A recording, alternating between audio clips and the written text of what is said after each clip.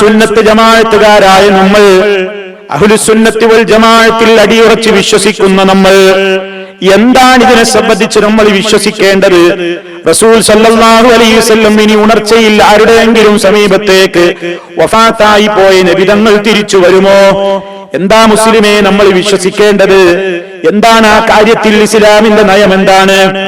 മുൻഗാമികളായ പണ്ഡിതന്മാർ അത് വളരെ കൃത്യമായി തന്നെ പ്രമാണങ്ങളുടെ വെളിച്ചത്തിൽ അവര് ചർച്ച നടത്തി പഠിപ്പിച്ചു തന്നിട്ടുണ്ട്. അതേ, നബി സല്ലല്ലാഹു അലൈഹി വസല്ലം വഫാത്തായി, അതാണ് നമ്മൾ വിശ്വസിക്കുന്നത്.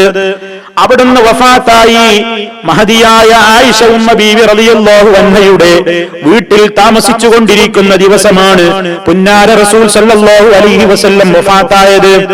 അതുകൊണ്ട് തന്നെ അമ്പിയാക്കൾക്കൊരു പതിവുണ്ട്. അമ്പിയാക്കൾ എവിടെ വെച്ചാണോ മരണം സംഭവിച്ചതെങ്കിൽ അവിടെയാണ് അവരുടെ ഖബർ തീർക്കേണ്ടത് എന്ന് നബി സല്ലല്ലാഹു അലൈഹി വസല്ലം തന്നെ പഠിപ്പിച്ചിട്ടുമുണ്ട്.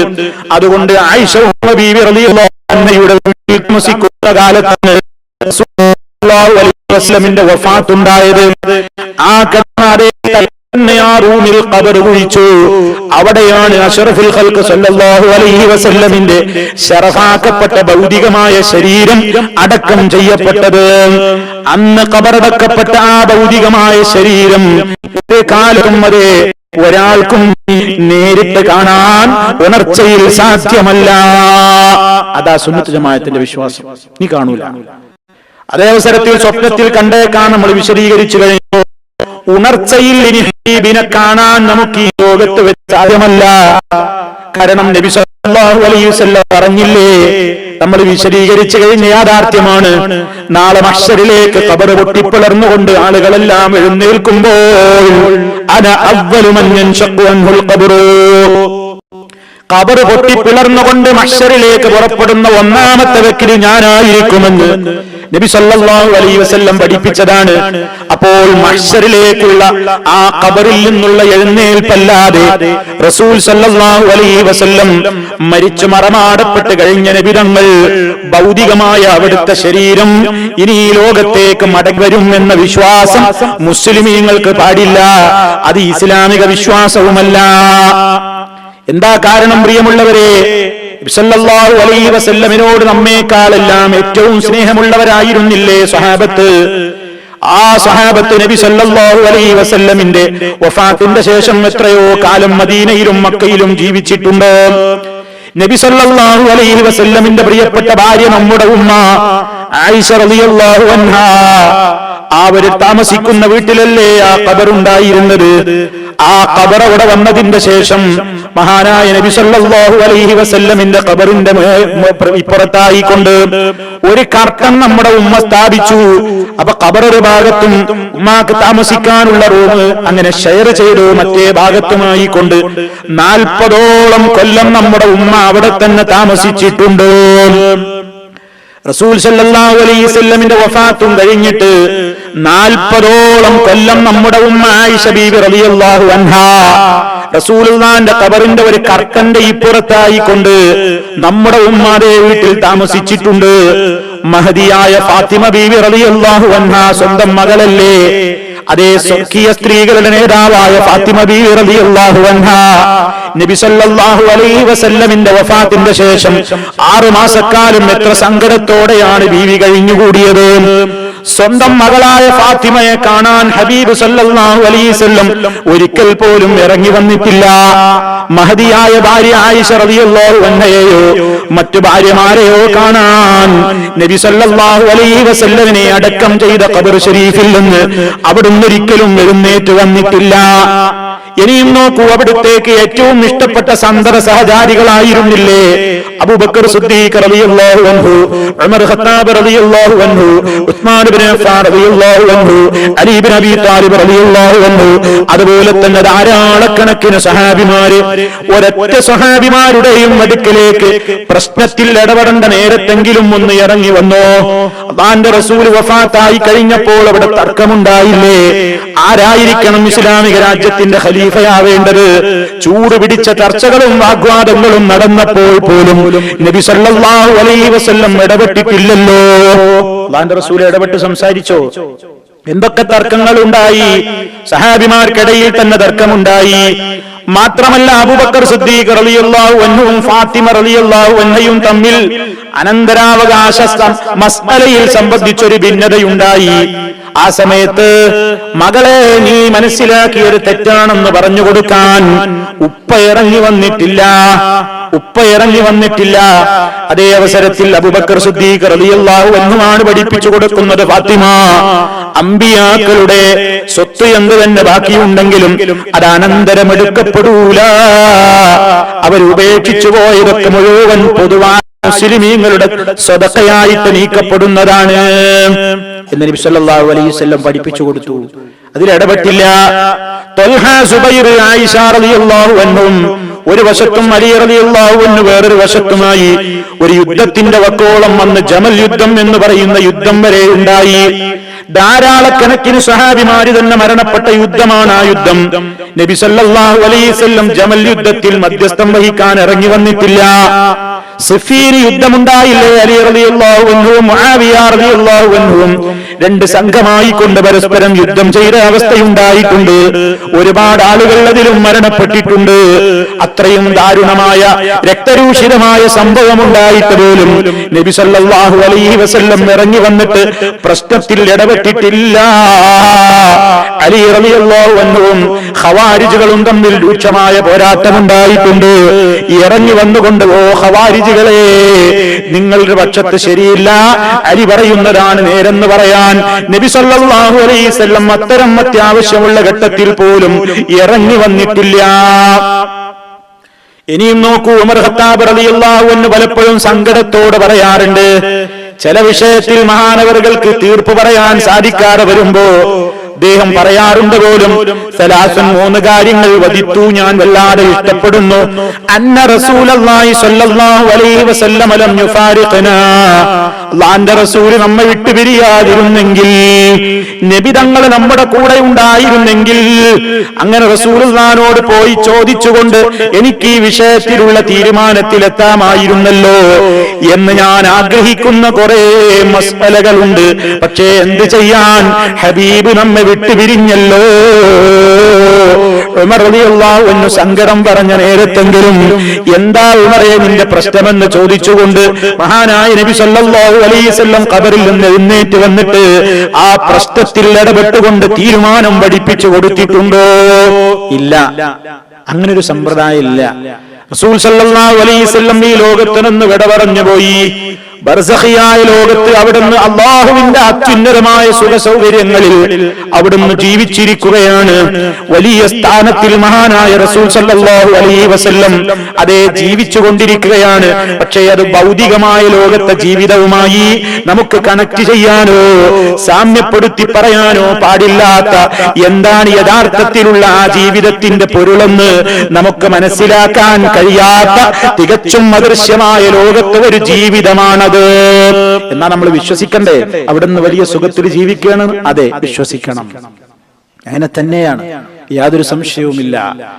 അപ്പൊ സുഹൃത്തുക്കളെ, ഇവിടെ നബി സല്ലല്ലാഹു അലൈഹി വസല്ലമയുടെ പേരിൽ ഇതാണ് മുൻഗാമികൾ വിശ്വസിച്ചതെങ്കിൽ അവിടുത്തെ കുറിച്ച് സ്നേഹം ഞങ്ങൾക്കാണെന്ന് പറഞ്ഞുകൊണ്ട് പുതിയ ചില കാര്യങ്ങൾ നബി തങ്ങളുടെ പേരിൽ ആരെങ്കിലും പറയുകയോ എഴുതുകയോ പ്രസംഗിക്കുകയോ പ്രചരിപ്പിക്കുകയോ ചെയ്താൽ അതെത്ര ഗൗരവമാണ്. ഞാൻ പറയാത്തൊരു കാര്യം ഞാൻ പറഞ്ഞു എന്ന് പറഞ്ഞാൽ എനിക്കിഷ്ടമാകുമോ? നിങ്ങളെ കൊണ്ട് നിങ്ങൾ പറയാത്ത ഒരു കാര്യം നിങ്ങൾ പറഞ്ഞിട്ടുണ്ട് എന്നാരെങ്കിലും പറഞ്ഞാൽ നിങ്ങൾക്കത് ഇഷ്ടമാകുമോ? അതെ, അതിനേക്കാൾ ഗൗരവമല്ലേ ഹബീബിന്റെ പേരിൽ കള്ളം പറയൽ. കാരണം നബി സല്ലല്ലാഹു അലൈഹി വസല്ലം ഒരു കാര്യം പറഞ്ഞു എന്ന് പറഞ്ഞാൽ അത് അല്ലാഹ് പഠിപ്പിച്ചു കൊടുക്കാതെ പറയൂലാന്ന് ഖുർആൻ പറഞ്ഞതുമാണ്. അപ്പൊ റസൂലുള്ളാഹിന്റെ പേരിൽ കള്ളം പറയുന്നത് റസൂൽ സല്ലല്ലാഹു അലൈഹി വസല്ലമിന്റെ പേരിലുള്ള കള്ളമാണ്. അതോടൊപ്പം അല്ലാഹുവിന്റെ പേരിലും കള്ളമാണ്. എത്രയാ അതിന്റെ ഗുരുതരം, എത്രയാണ് അതിന്റെ ഗൗരവം. അതുകൊണ്ടാണ് അവിടുന്ന് പറഞ്ഞത്, ഇന്ന കദിബൻ അലയ്യ ലൈസ കദിബിൻ അലാ അഹദിൻ, എന്റെ പേരിൽ നുണ പറയൽ നിങ്ങളിൽ ഒരാളുടെ മേൽ കള്ളം പറയുന്ന പോലെ അല്ല. നിങ്ങളുടെ ഒരാളുടെ പേരിൽ പോലും കള്ളം പറയാൻ പാടില്ല. നബി സല്ലല്ലാഹു അലൈഹി വസല്ലം ഒരു സഹാബത്തിനെ പഠിപ്പിച്ചതാ. എന്നിട്ട് ആ സഹാബിമാരോട് പറയുന്നു, നിങ്ങളിൽ ഒരാളുടെ മേൽ കള്ളം പറയുന്നത് പോലെയല്ല എന്റെ മേൽ കള്ളം പറയൽ. മൻ കദബ അലയ്യ മുതഅമ്മിദാ ഫൽയതബവ്വ മഖ്അദഹു മിനന്നാർ. ആരെങ്കിലും എന്റെ മേൽ കള്ളം പറഞ്ഞാൽ, മനഃപൂർവ്വം ആരെങ്കിലും എന്റെ മേൽ അബദ്ധം കൊണ്ടൊരു പക്ഷേ ചിലപ്പോ നമ്മൾക്ക് ഇവരല്ലാതെ പറഞ്ഞേക്കാം, ആ ഹദീസ് സഹിഹല്ല എന്ന നിലയ്ക്ക് ചിലപ്പോൾ സഹിയാണെന്ന് കരുതിയിട്ട് പറഞ്ഞേക്കാം. അതൊന്നുമല്ല ഇവിടുത്തെ പ്രശ്നം. അറിഞ്ഞുകൊണ്ട് മനഃപൂർവ്വം ഒരാൾ എന്റെ പേരിൽ കള്ളം പറഞ്ഞാൽ നരകത്തിയിൽ അവന്റെ ഇരിപ്പിടം അവൻ എത്രയും വേഗം അവൻ തരപ്പെടുത്തിക്കൊള്ളട്ടെ എന്ന് നബി സല്ലല്ലാഹു അലൈഹി വസല്ലം താക്കീത് ചെയ്യുന്നു.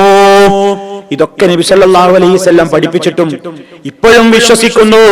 നമ്മുടെയൊക്കെ നാടുകളിലുള്ള കൃതികളിൽ, ഗ്രന്ഥങ്ങളിൽ നമുക്ക് കാണാം, റിഫായി മൗലിദിൽ നമുക്ക് കാണാം. അതേ റിഫായി ശൈഖ് നബി സല്ലല്ലാഹു അലൈഹി വസല്ലമിന്റെ മദീന, ആ മദീനയിൽ അവിടെ ഹജ്ജിന് പോയ കാലത്ത് മദീനത്തേക്ക് അദ്ദേഹം പോയപ്പോൾ അദ്ദേഹം ആ ഹുജറ ഷരീഫയുടെ നേരെ ഇങ്ങനെ നിന്നു. റസൂലുള്ളാഹിന്റെ ഖബറുള്ള ആ റൂമിന്റെ നേരെ അഹ്മദുൽ കബീർ റിഫായി പോയിട്ട് ഇങ്ങനെ നിന്നിട്ട് അദ്ദേഹം 2 വരി ബൈത്ത് ചൊല്ലുകയാണ്. എന്താ 2 വരി ബൈത്ത്? ഫീ ഹാലത്തിൽ ബുഅദി റൂഹി കുന്തു റുസിലുഹാ തുഖബ്ബിലുൽ അർദ അന്നി വഹിയ നായിബതി ഫഹാദിഹി നൗബത്തുൽ അശ്ബാഹി ഖദ് ഹദറത് ഫംദുദ് യമീനക കൈ തുഹ്ളാ ബിഹാ ശഫതി എന്ന് 2 വരി ബൈത്ത് ചൊല്ലിനാണ്. എന്താണ് ആ ബൈത്തിന്റെ അർത്ഥം? ഞാൻ എല്ലാ കൊല്ലവും നബിയെ നിങ്ങളെ കാണാൻ നിങ്ങളുടെ അടുത്തേക്ക് എന്റെ റൂഹിനെയാണ് പറഞ്ഞു വിടാറുള്ളത്. എല്ലാ കൊല്ലവും നിങ്ങളെ സന്ദർശിക്കാൻ വേണ്ടി ഞാൻ എന്റെ റൂഹിനെയാണ് പറഞ്ഞു വിടാറുള്ളത്. ഇക്കൊല്ലം ഞാനിതാ എന്റെ ബോഡിയോടെ തന്നെ വന്നു നിൽക്കുന്നു. ഇക്കൊല്ലം എന്റെ റൂഹും ബോഡിയും ഇവിടെ എല്ലാം നിങ്ങൾ അടുത്തെത്തിയിട്ടുണ്ട്. അതുകൊണ്ട് എന്തു ചെയ്യണം? നിങ്ങളുടെ വലത്തെ കരമൊന്ന് നീട്ടിത്തരണം, ഞാനൊന്ന് ചുംബിച്ചോട്ടെ. അപ്പൊ എന്താ സംഭവിച്ചത്? ഫഖറജത് ഇലൈഹി യദഹു ശരീഫാ മിനൽ ഖബരി, ഖബറിൽ നിന്ന് അവിടുത്തെ തിരുകരം അവിടുന്ന് പുറത്തേക്കിട്ടു. അങ്ങനെ ഹത്താ ഖബ്ബലഹ, റിഫായി അതിനെ ചുംബിച്ചു. വന്നാസു യൻദുറൂൻ, ആളുകളൊക്കെ ഈ കാഴ്ച നോക്കി കണ്ടു. കൈ പുറത്തേക്കിട്ട് കൊടുത്തു. അങ്ങനെയുള്ള ഒരു കഥ, ഒരു കെട്ടുകഥ, പ്രിയമുള്ളവരെ, ഒരു നിലക്കും അതിന് സ്വീകാര്യതയില്ലാത്ത ഒരു കഥയാണ്.